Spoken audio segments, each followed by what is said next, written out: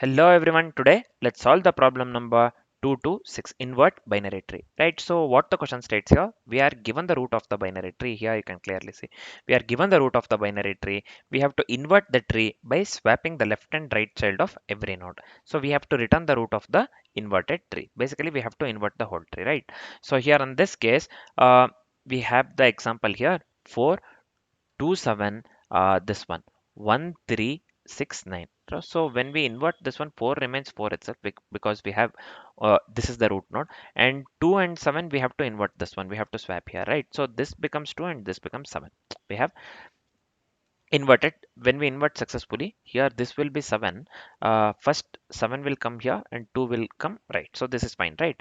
So now we have this one, what do we call, 9 6 and 3 1, right? First what we will do, so this 3 1 will come left here, 3 1 comes left. So first this one 3 1, so first here what we'll do, we'll swap these values, right? 6, this one 6 and 9 becomes 9 6, and 1 and 3, this one 3 and 1 becomes 1 3.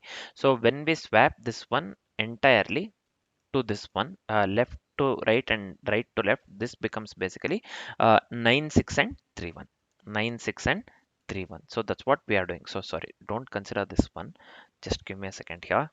This is fine. Here first what we will do, from 1 to 3 we will swap this one to this one, and this one to, sorry, what is happening here, this is fine. So we'll swap this one to this one and this one to this one. This is fine. Same thing goes with here as well. So we'll swap this one to this one and this one. And finally, we're swapping the after swapping two numbers, entire thing we are swapping to this one.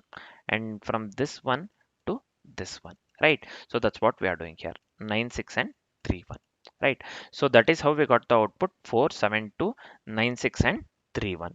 Right. Same goes with the example 2 and 3 as well. For the example 3, we don't have any element at all, we don't have any element within the root, so we'll just output the empty array in this case, right? So here we have 2 1 3, so we have to get 2 3 1, 2 3 1 as output for the second one, right?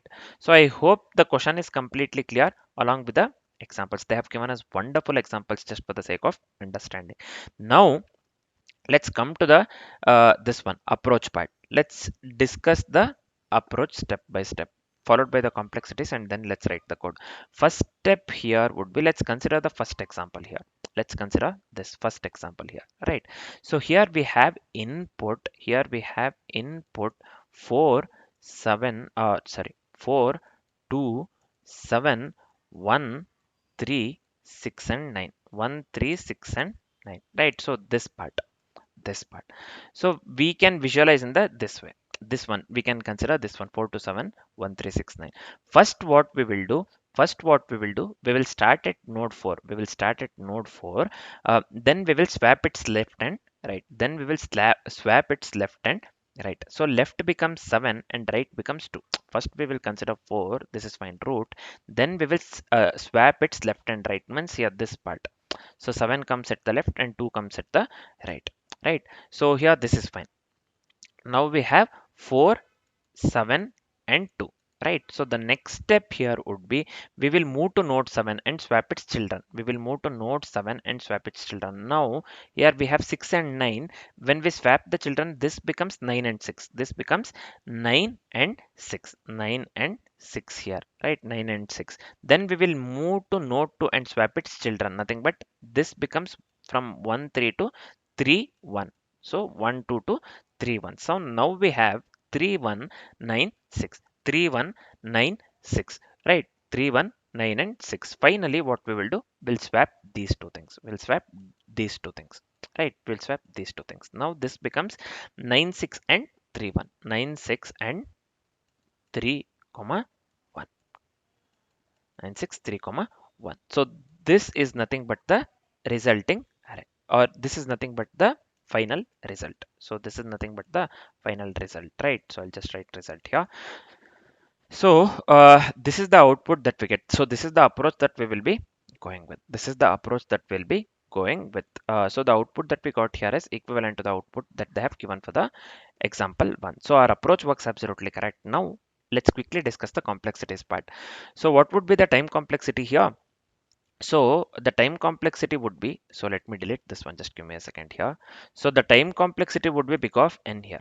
So the time complexity would be big of n because we are visiting the each node exactly once. We are visiting the each node exactly once, right? We know this from the approach. So just to swap the children, we are visiting the each node exactly once. We have to swap the children as well, right? So to swap the children, we are visiting the node exactly once. So overall time complexity would be big of n. So what would be the space complexity here? The space complexity would be big of n as well, because due to the recursion stack, due to the recursion stack, we know that the recursion stack depth is big of n, big of n, or we can just consider big of h. For the skewed tree, we can directly consider big of h, right? So this is safer option.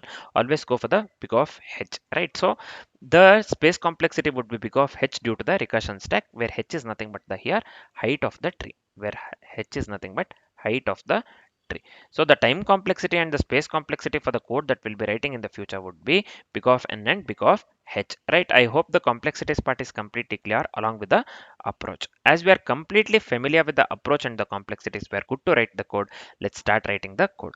Initially, let's go with the base case. If the root is null, then we have to return null, right? So here in this case, if root equals null, then we have to return null. This is fine. So the next step here would be we have to recursively invert the left subtree. Means here this will be a tree node left. Here this would be invert tree of this one would be root dot left, right? So we are just recursively inverting the left subtree. Let's do the same thing for the right subtree as well. So let me copy this one and make the necessary changes. So let me paste this one, sorry. So this one here, I have changed this one to right instead of left. Here also let me change this one to right. So we have recursively inverted the left and right subtree. Then what we need to do, we have to swap the left and right children, right? So after recursively inverting the left and right subtree, we have to swap the left and right children as well. So this one will be root dot left. Let me assign this one to right as we are swapping, and same goes with the right as well. Root dot right equals, we are assigning this one to the left. After successfully swapping the left and right children, finally we have to return the root, right, after swapping. So let me do one thing. I'll just give directly root here. So we have successfully returned the root. So let me format the code once and let me hit the run button. So I hope this works, man. Let's see. So here you can clearly see the sample test cases are getting passed. Means the code works absolutely correct in this case. So let me hit the submit button quickly. I hope this works for all the test cases, man. Let's see. This is the easy problem, right? This is fine. So here you can clearly see, right? So all the test cases are getting passed. Means the code works absolutely correct in this case, right? So I hope the solution part is completely clear along with the approach and the complexities. For now, this is it. Thanks for watching, guys.